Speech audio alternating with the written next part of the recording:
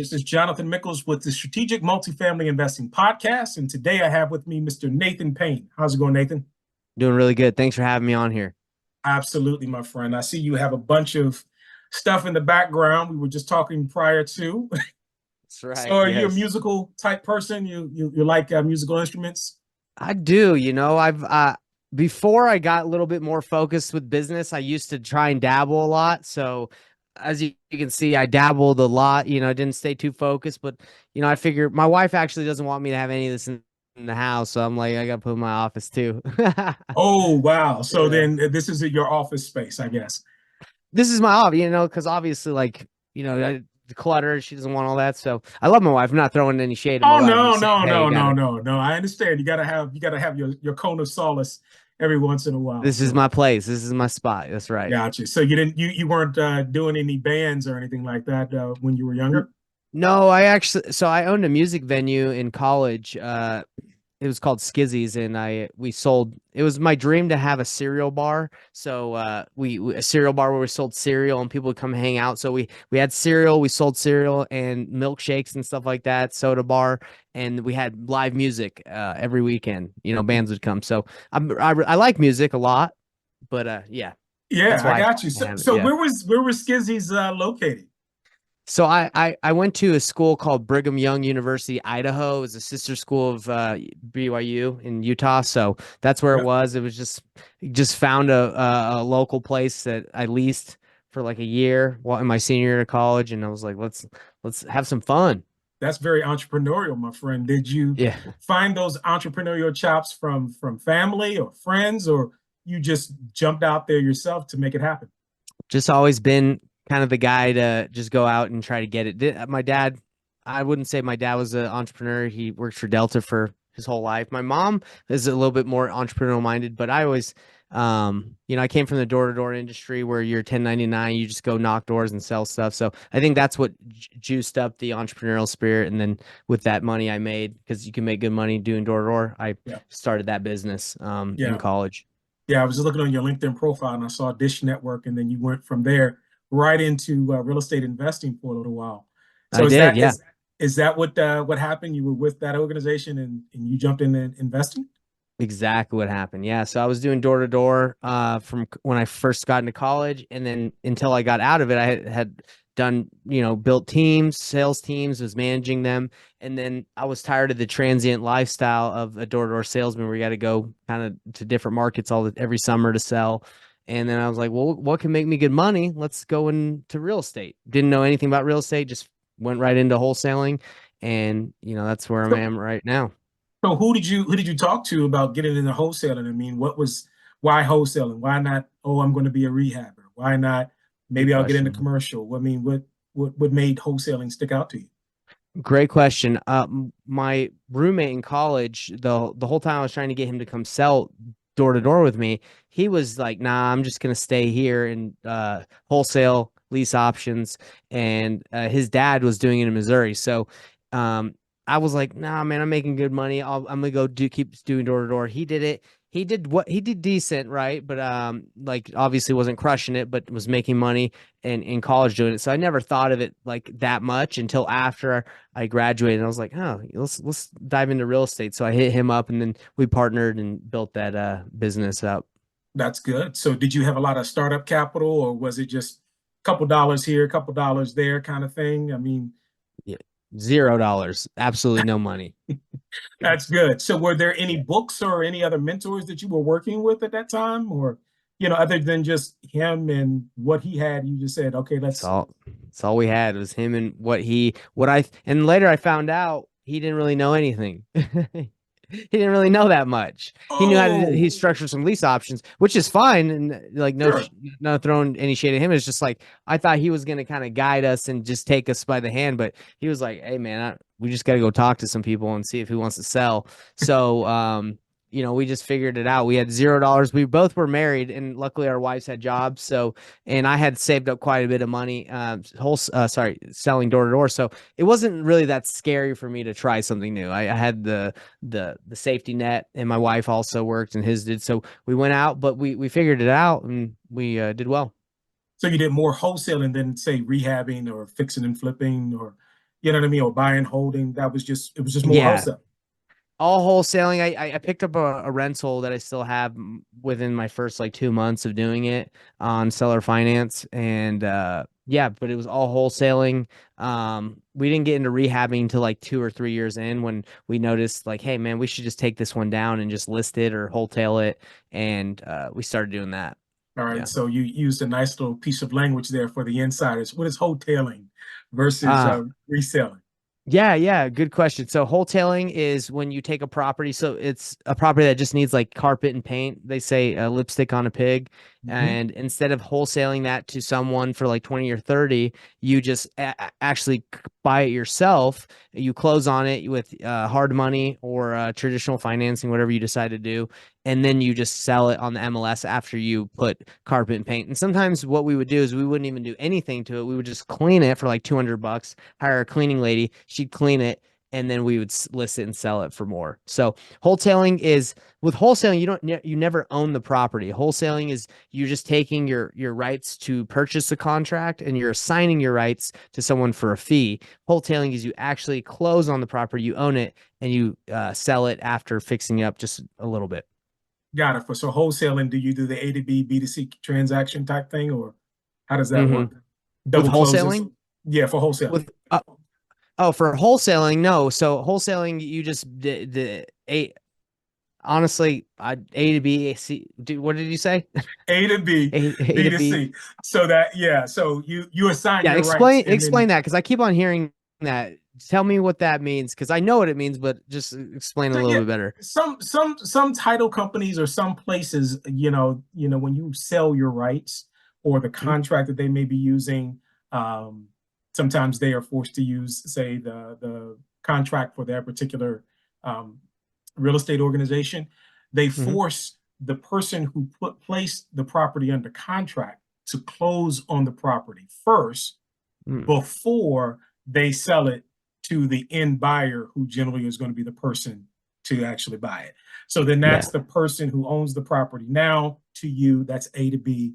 And then Mhm. from you to the ultimate person who's going to, say, renovate the property, that's B to C. That's that Gotcha. type of transaction. Mm-hmm. Yeah, so most of the time we don't double close. I would say it's just a straight assignment where we never own the property. We're just taking our contract with the seller and assigning to the end buyer for the fee. We have double closed a couple times, but I actually try to avoid double closing, because you have to get transactional funding where there's the fee for borrowing the money, and then there's also closing costs, which depending on which state you do a deal can be a lot, and there's taxes involved. Like in California, we double closed on one, and we ended up having to pay like thousands and thousands of like, I think it might have been like a $14,000 in taxes just for owning it for like a day. So I try to avoid that as much as I can. Gotcha. So then, in terms of, I guess, contracts, because I know that and we're going to move on, but I wanted Mhm. to, if you've got somebody who's brand new, they don't know anything like you do, but they think they can go and knock on doors Mhm. and make it happen. What type of contracts do they use? Do they just Google and find something, or should they go out and get a title attorney or some other attorney to help them out? Do they need an LLC? What are your thoughts about that? Good question. Yeah, so you don't need an LLC to wholesale a property. You can do it in your own name. A lot of people do their first or a couple deals, even in their own name for a long time. It does. They don't really need to do that. But if you're brand new, I have a contract that I give out for free at my master class. It's at Painless Flipping. Painless is like my name, Payne. Painless Flipping, because I say what I do is painless. It's easy. Painless Flipping. I'll give you my contract I use. You could go to an attorney and ask. There's a lot of free contracts out there for wholesaling and assignment, but really all it is it's a real estate purchase contract that allows you to assign. It's assignable, right? So, Right. and it's an as is, right? So you're buying it for cash. So I don't know where like specifically you could go and type it in if you trust that, but I have one, and then you can also reach out to maybe title companies, other wholesalers in your network. They probably give you your their assignment contract, but that's what I would suggest.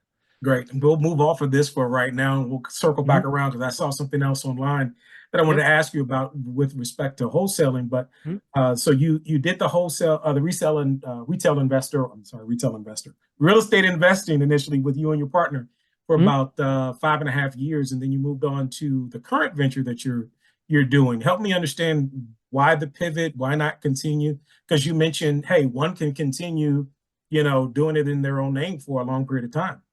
Right, right. So me and my business partner, so what happened was when interest rates went really high, I think it was like a year and a half ago now. Like we had a couple flips going. We had our business built on like virtual assistants from like Colombia. And when things got difficult to things started getting difficult to sell here in Salt Lake City when we were doing deals here. And my business partner was like, "Man, I'm not really feeling this anymore. I'm gonna go do something else." And at that time, we were spending like $30,000 a month, $40,000 a month on marketing to generate the leads. And he wasn't into it.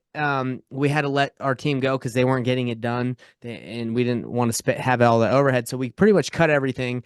And I was like starting from not from square one because I had all the experience, but I said, what deals are the easiest for me to do that don't require as much time and any money? And it was networking, right? I was doing a lot of deals through real estate agents, doing deals through other wholesalers, and I knew the platforms and the locations where deals were, and I could just connect those deals to my buyers. So I just thought of like, hey, this is like risk free. You don't have to generate the leads, and I can teach this to people as well. And so that's basically the pivot. I still do real estate deals. I closed one like a week or two ago in Florida, but not to the volume that it was like 10, 10 to 12 a month. I don't need to anymore because when I was doing that many, I had a lot of overhead. Now it's like me, so I don't really need that many deals to sustain the lifestyle I want. I can work as much as I want. I'm good. So, and I teach people how to do it as well. So that's kind of like the pivot. I teach people how to be efficient, effective, and get their first deal with little to no risk, and through wholesaling, and I do it as well. So then let's talk about, how they get in contact with you. I mean, I'm not done yet, talking Of and asking course. questions, Yeah, yeah. but, I'm thinking that somebody's like, okay, well, where is this course? How do I get involved in it? How do I get to it? How do they get in contact with you in order to have you teach them or be a part of this training? Yeah, great question. So everything's kind of filtered through the master class. We like to just teach people what we do and show them what we do and show them how to do it before they even want to maybe join our mentorship or work with us. We like to show you how to do it, and then if you want additional help or a mentor one-on-one, then we can work with you. But it's all at painlessflipping.com. That's the master class, or investorthrive.com. Either one. Investor Thrive is like the umbrella company, investorthrive.com, or painless flipping. Okay. And again, it's Payne, Payne, painless flipping. Now, I So, know this is early part of 2024 that we're in. Is there a cost to this mastermind? oh no, it's absolutely free. You can come to the master class. We teach you exactly the strategy we're using, and how to get deals, how to network, the secrets behind it. And then again, a lot of people, whether they want to try it themselves, they can. I actually had someone that watched my YouTube channel. He binged one of the challenges we did on our YouTube channel, and then 7 days later did his first deal. Oh, not his Wow. first deal, but he did a deal, and it was like a $10,000 deal, but he JV'd, so I think he made 6,000. But within 7 days, just watching a video, implementing it, you're able to get it done. So you come to the masterclass, you can get it done too. That sounds really good. So then is this cohort based or is this self-paced? What do you mean? Like, do you mean So self-paced and? So cohort based is we wait until we get 20, 12 people, and then we start, and it's a live class for the most part, and we do some training and coaching and all the way to the end, versus being self-paced, 12 midnight, whenever somebody's watching this video, they can pick it up and they can begin the course right then and there. Yeah, so the master class, it's a live webinar, like master class where we do every Thursday at 4 p.m. Mountain Standard Time, 6 p.m. Eastern Standard Time. And whether there's one person on or 100 people on, we just go ahead and live, we teach it to you. So I would say it's more of like it's you hop in, it's live, and if you don't, if you registered and you couldn't make it, you can get the recording. We'll send it to you after, but yeah, that's how we run it. So then here's my question. Then you grew to a point, you got large, and then you recognize you didn't really need that because wasn't what you needed to sustain yourself. Yeah. Uh, what what was it that made you do that? Most people say scale, scale, scale. I want to get as big as possible. Why did you decide to, in essence, downgrade from that? You know, my goals, I got really clear on what I wanted in my life over the last like 4 or 5 years of building up that big wholesaling company. Where we had multiple employees, virtual assistants, marketing, like building it up to like what they tell you to, right? Millions, to make millions of dollars, right? Doing deals. And then you look at the end of this, and when it all breaks down, you're like, hey, I'm not making as much as I thought I was or I wanted to. And this is a lot of work. It's a lot of stress. I'm working weekends, I'm working nights. Now for me, the I get to choose like if I want to work a deal or not. I don't. I work 4 days a week now. I don't work on Monday. Like made the lifestyle I want, and I make more money now because I'm more focused. So it's honestly better. So I think people just need to realize, just because you can scale and they tell you to scale and build up something big, does that align with what you really want in life? And for me, it didn't, and what I'm doing now does. Got a question. Is your wife, a part of your business now, or does she have her own pursuits? Okay. She does whatever she wants. Yeah, I Yeah. know some in the industry, say, hey, I want to go into this and I'm going to drag my wife along with me instead of, being a partnership sort of thing. And, Nah. I just wasn't quite sure, how that No, worked out. yeah. Good question. No, my wife, she doesn't really want to think about it or worry about it. We just had a baby about 5 months ago, so Congratulations. thank you. Yeah, it's the best thing ever. So, yeah, so she's taking care of the baby. She is going to start working soon, just because she wants, to have a day out to work. So that's cool. But, yeah, it's totally like my thing. And, I enjoy it a lot more because the way I'm doing deals is all through relationships, networking, agents, wholesalers versus direct to seller, which they teach you. I show people how to work through relationships, which yields, in my opinion, more fruit in the long run. When you deal with a direct to seller, they usually have like 1 or 2 deals at most that they can sell. When you work with a wholesaler agent, they're like little soldiers that are constantly looking and getting deals, so you can network and do more deals that way.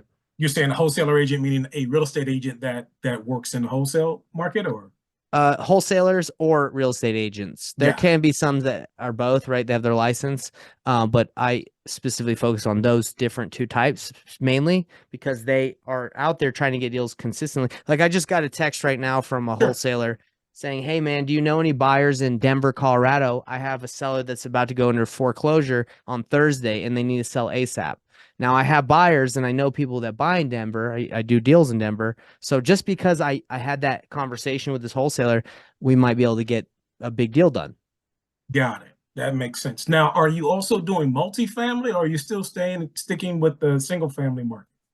I specifically focus on single family. I'm staying locked in on that, but I've wholesaled multifamily deals. I wholesaled the one a couple well at the beginning of last year. It was like a $30,000 deal, and it obviously like it was kind of tight, so it could have been bigger, but negotiations. But yeah, no, wholesaling is pretty much the same thing with multifamily. I actually think if you got good at multifamily and wholesaling, you probably make way more money than single family. But I'm locked in on single family. Gotcha.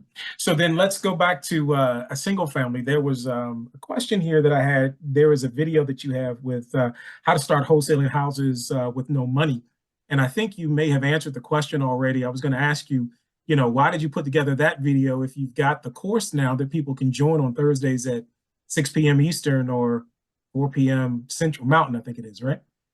Yeah, yeah, 4 p.m. Mountain Standard Time, 6 p.m. Eastern. So why did I come out with that video? Because Sure. I think a lot of people they like to consume information, whether or not they're going to take action. That's just how people are when they're in the beginning stages. So I try to give out as much information as possible. But if they want more of like a live experience, then obviously the master class where they can ask questions and can participate. But if they just want to consume, then we have enough information on YouTube for them.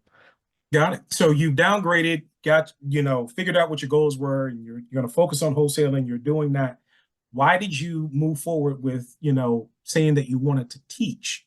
Hmm. because again, you don't have to do that because again, your networks and how you work with people and the platforms are so robust. Why teach? Good question. So when I first started wholesaling, I thought the only way to get into wholesaling was to market, like to spend money on marketing. Like I was knocking doors and I got a deal from that when I first started, but like it wasn't consistent. So I joined a coaching program and they're like, "Hey, send out mail." So I sent out $10,000 of mail, didn't get a deal. I was in the hole. I kind of was like screwed. So a lot of like the people believe they have to go and spend money in order to get deal through marketing channels, pay per click, cold calling, texting, whatever it be. But I'm like, hey, I can show people like what I'm doing right now that works, that doesn't require any money. There's more than enough deals out there that are available where you can bring to your buyers that you have connections with, or you build connections with, and you can do deals with zero marketing. So I think that's honestly the best way to start as well, because you can get a local mentor as you're networking with buyers and bringing them deals. So another question for you with respect to interest rates, right? Mhm. Interest rates went up 11 times over the past year plus or so. Mhm. Um, so it's been kind of crazy in terms of, where the rates have gone. And so some people could say, hey, there's no deals out here. I guess I'll wait till the interest rates come back down. Your thoughts on that, and then your thoughts about the market as we move forward. I think a lot of people that say there's no deals out there don't really know where to look. I also probably would have felt like that as a newer investor or maybe less experienced, but now I've been in the game for a long time. I know there's thousands and thousands of deals right now available that are good deals that it just need to be brought to the right type of buyer. So it's just you just need to know where to look. Got it. Just need to know where to look. And Yeah, so what you need to do, if you're hit me up. watching this, is you need to go to what was the website again? Painlessflipping.com or investorthrive.com, either one. Investorthrive.com or painless flipping, Paynes, Payne, oh, Payne, Pain, yeah, yeah. No S after pain. It's just painless. less. LESS. Yeah. Got it. Flipping.com. Well, listen, what are you looking for right now from 2024? Is there any grand thing that you're going to do? I know some other people have pivoted, added some more streams or verticals in their business. Anything that you're looking to do right now with your business? At the moment, what we're trying to do is over 500,000 in assignments, and then just show people exactly how to do it as well. Excellent. That's an excellent thing. So, how can people get in contact with you other than the websites that we've already promoted? Yeah, good question. YouTube, if you just type in Nathan Payne, go to YouTube, you can watch it. If you comment on a video, we'll respond. That's a good way to contact us. Or we have a Facebook page called Painless Flipping. It's a Facebook group. No, sorry, not page, a page. We do have a page, but group. The group is the best because you can communicate with other people in the group. Painless Flipping. Yeah. Excellent. And so the last question that I normally ask everybody during the interview is, um, we want to give people the boot, get them going from where they are to going to the next thing. What one piece of advice would you give the boot to the listeners to do, or to think, or to say, or to whatever? What piece of information would you give them to give them the boot? Ooh, this is one that I'm actually applying in my own life. I read a book. It's a book. I'm gonna give you guys a suggestion. Go read a book. It's called The 5 a.m. Club. If you haven't read that book, go ahead and read that book, because that book pretty much outlines what I believe everyone should do or implement in their lives to see the success they want. Now, if you don't want to wake up at 5 a.m., that's fine, but there's suggestions on other things that you can do in your routine to prepare you. So that's it. Just read that book and then let me know what you thought about it. Got it. Morning routine. Read the 5 a.m.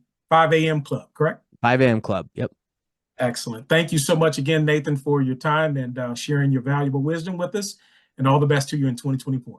You too. Thank you.